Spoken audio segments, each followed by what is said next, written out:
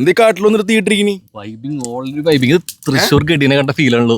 നിങ്ങൾ തൃശ്ശൂർക്കാരനല്ലേ? തൃശ്ശൂർ ഇല്ലാതെ വരാതെ പിടിക്കാൻ തൃശ്ശൂർ അല്ല, നിങ്ങൾ തൃശ്ശൂർക്കാരല്ലേ? തൃശ്ശൂർ വന്നു കഴിഞ്ഞാൽ എവിടെയാണെന്നുണ്ടെങ്കിൽ ആ വൈബ് കിട്ടണ്ടേ വേണ്ടേ?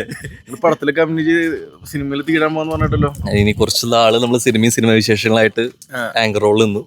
ഇനൊന്നും മെല്ലെ ഒരുപാട് സിനിമാക്കാരെ ഇന്റർവ്യൂ ചെയ്തിട്ട് വലിച്ചു കയറി. അതെ, വലിച്ചു കയറിയില്ല, നല്ല രീതിയിൽ കൈകാര്യം ചെയ്തു.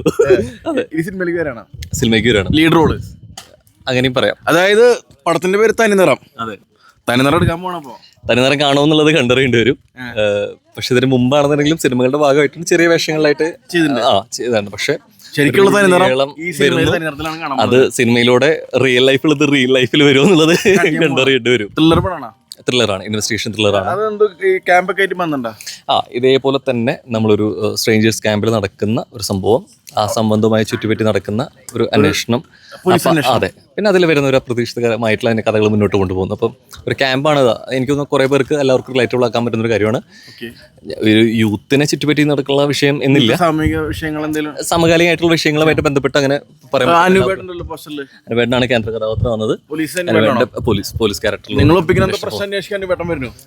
അത് തിയേറ്ററിൽ തന്നെ വന്ന് കാണണം. ചൂട് എടുക്കണ്ടേ? അപ്പൊ മമ്പീര പടാവട്ടെ, ആ ചൂട് പോലെ ആ തീ പോലെ പന്തലിക്കട്ടെ. അതെ, ഓക്കെ.